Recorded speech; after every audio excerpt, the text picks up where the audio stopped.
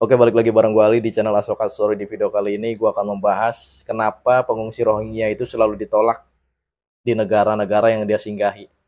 Jadi di sini gue akan jelaskan kenapa sih dia tuh selalu ditolak, alasan-alasannya maksud gue. Jadi dulu itu Rohingya pengungsi Rohingya maksud gue nggak ngungsi di Indonesia nih, belum, maksud gue belum ngungsi di Indonesia. Dulu itu dia tuh kayak ke negara yang paling deket dulu lah, kayak Bangladesh, terus juga India, terus ada kesininya itu ada Thailand, Malaysia. Nah baru pada tahun 2017 dia itu pengen sebenarnya ke Indonesia juga, itu tuh cuman transit doang. Transit tuh tempat istirahat lah, habis itu dia berlayar lagi kemana tuh. Nah awalnya kayak gitu tuh. Nah cuman pas di Indonesia dia tuh udah nyaman, terus juga penduduk Indonesia itu ramah sama baik-baik. Jadi ya dia keenakan di situ tuh. Kalau gua tarik lagi ke sejarah dulunya, pada tahun 1200-an Rohingya itu sebenarnya udah ada. Cuman di Rohingya itu kebanyakan mayoritasnya itu orang-orang muslim.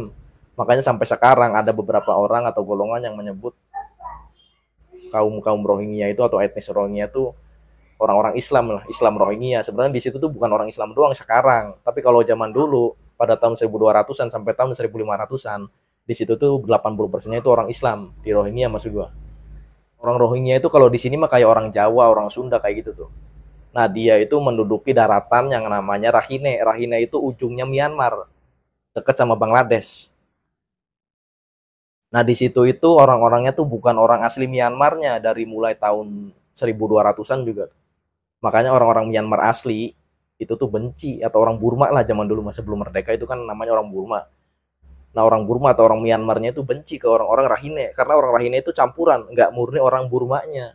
Jadi ada orang Bangladeshnya, ada orang India ke situ, terus juga bermukim di situ, beranak cucu di situ, sampai lama lah di situ tuh.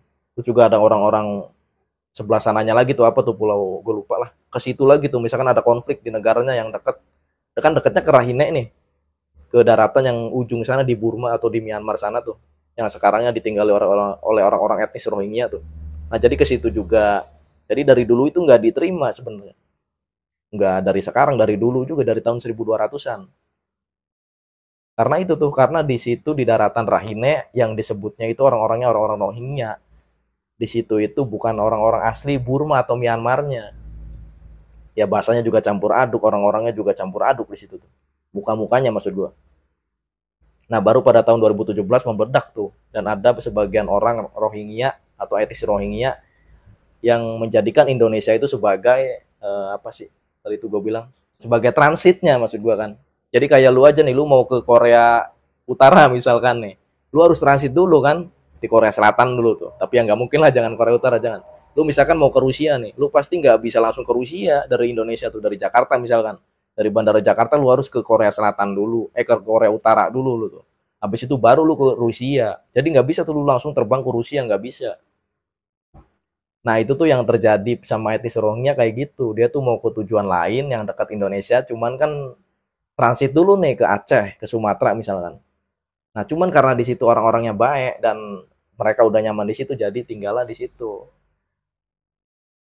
Nah sekarang gue lanjut ke tadi alasan kenapa orang Rohingya itu ditolak oleh beberapa negara yang dia singgahi. Bahkan negara-negara yang nerima dia dulunya sekarang udah nggak mau loh. Kayak misalkan Thailand, Malaysia. Kenapa sih mereka itu kayak gitu? Yang pertama adalah orang Rohingya atau etnis Rohingya itu kebanyakan tuh nggak ngerti adab. Ya wajar aja, ini bukan apa sih, bukan mereka sengaja, bukan, enggak. Jadi mereka itu karena dari kaum bawah, terus kaum tertindas di sana itu nggak sekolah. Yang namanya nggak sekolah atau sekolahnya cuma setahun 2 tahun doang kan, pasti belajarnya juga kan kurang kan. Namanya belajarnya kurang, pasti adabnya juga kurang. Jadi mereka tuh nggak tahu tuh misalkan sopan santun, terima kasih habis dikasih makan. Yang nggak semua juga, cuman kebanyakan mereka nggak tahu. Misalkan habis dikasih makan dia nggak bilang terima kasih atau apalah. Ya minimal pakai bahasa Inggris lah atau pakai bahasa dia sendiri nggak apa-apa. Cuman kebanyakan mereka tuh nggak ngerti kayak gitu. Nah itu yang pertama tuh, mereka nggak tahu adab. Jadi negara-negara yang lain yang udah nerima dia juga yang nggak nerima lagi. Ya contohnya gini aja coba, misalkan lu ngasih nih ke temen lu, ngasih makanan lah, dia kelaparan, lu kasih makanan, habis itu dia ya udah aja makan terus udah. Pasti lu juga kesel kan, Nah, itu tuh yang dirasakan oleh negara-negara yang disinggahi oleh orang Rohingya saat ini. Kayak Malaysia sama Thailand udah nutup lah. Atau ada di Thailand tuh masih ada, cuman harus ada ketentuannya yang mau apa sih yang mau ngungsi di situ.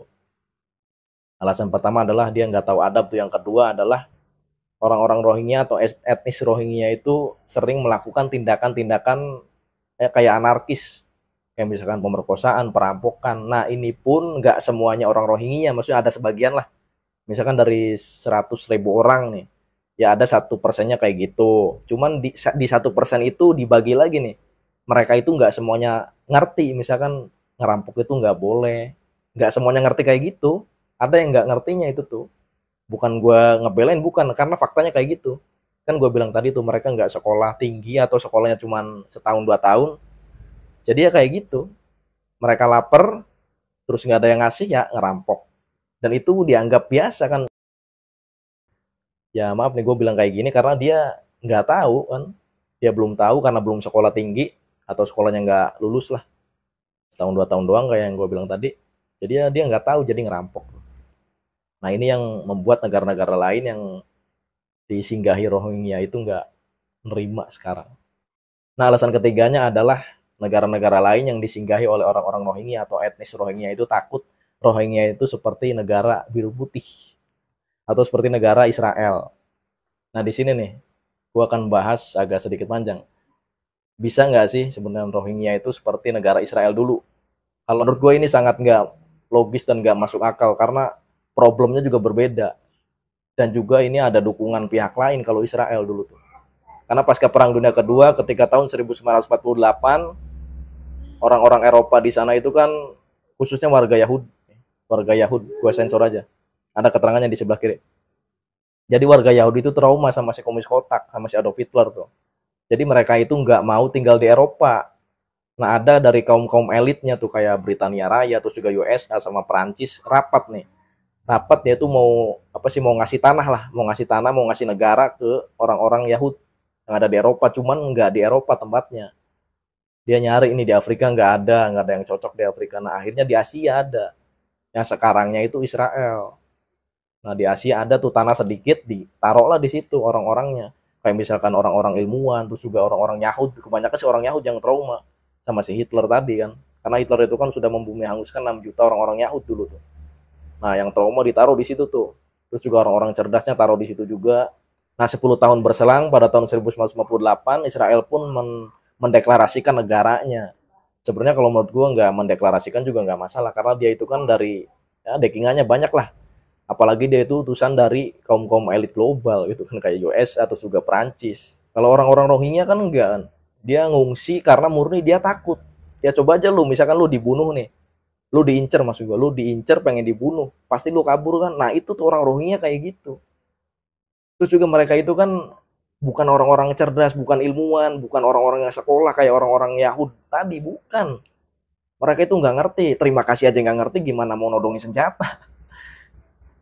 Jadi menurut gue ini sangat berseberangan banget. Misalkan ada di antara lu yang ngomong, wah nanti dia tuh kayak orang Israel, nggak mungkin, 100% gue jamin. Bukan berarti gue bisa dibodohi, enggak. Ada kemungkinannya ada, 0,01 paling kemungkinannya tuh. Dibandingkan orang-orang Indonesia juga lebih cerdasan orang Indonesia. Orang Rohingya tuh nggak tahu begituan tuh. Cara buat bom aja nggak tahu. Gimana mau ngebom kita. Lu kasih bom juga paling dia makan, dikiranya buah. Karena mereka kelaparan, ketakutan. Mereka tuh cuma mau tempat yang aman kayak gitu. Nah, kalau Israel beda. Dia tuh mau tempat yang kira-kiranya nggak ada si Adolf Hitler atau nggak ada orang Jerman gitu dia mah. Dan dia mau menguasai. Udah beda banget. Apalagi dia didekingin. Jadi gini analoginya gini, kalau lu nggak mau ribet, lu punya 2 temen nih. Yang satu main ke kosan lu, tapi dia orang biasa lah, orang gelandangan, terus juga dia tuh dikejar-kejar sama preman tuh. Dia main ke kosan lu, yang satu lagi anaknya yang punya kosan atau dia tuh punya temen yang punya kosannya. Beda kan? Nah, itu kayak gitu tuh. Jadi tadi tuh ada teman lu tadi tuh. Teman lu yang main ke kosan lu yang pertama tadi yang dia itu dikejar-kejar tuh sama preman. Nah, itu tuh orang Rohingya tuh. Dia pengen ke kosan lu atau pengen ke tempat lu lah. Dalam konteks ini kan negara nih. Cuman pengen apa sih pengen perlindungan doang, bukan pengen yang macam-macam enggak. Kayak gitu tuh orang Rohingya tuh. Dan satunya lagi itu kan ada suruhannya, ada dekingannya. Jadi misalkan dia di tempat lu itu ngebakar kosan lu juga lu nggak bakal bisa apa-apa lah. Karena dia ada dekingan petingginya. Dia kan dekingannya orang-orang yang punya kosan tadi tuh. Nah itu tuh negara Israel tuh kayak gitu. Dia mau ngapain juga dia bebas karena elit global sekarang saat ini maksud gua. Itu kan dekingannya Israel. Jadi buat tuh yang berpandangan, wah nggak usah bantu orang Rohingya tuh, mereka pasti kayak Israel nantinya, enggak lah. Kemungkinan itu kecil banget. Ada kemungkinannya cuma kecil banget. Jadi tadi tuh intinya tuh, kalau orang Rohingya ngungsi itu sekarang, dia itu cuma mau kedamaian doang, tempat yang damai dan terhindar dari ancaman terbunuh itu. Dan juga dia mau nyari makan doang udah. Kemungkinannya kecil banget dia kayak orang-orang Israel tuh. Nah kalau Israel kan beda kata dua tadi. Dia ada dekingan, terus juga dia ada tujuan. Dia walaupun gak ada dekingan, dia udah orang-orang cerdas loh. Jadi sangat berseberangan menurut gua. Buat lo yang mau menambahkan, silakan ditambahkan di kolom komentar di bawah. Dan buat lo suka dengan video gua, pasti udah klik tombol subscribe dan logo bel yang ada di sampingnya gua Ali. Kita ketemu di video berikutnya. Terima kasih.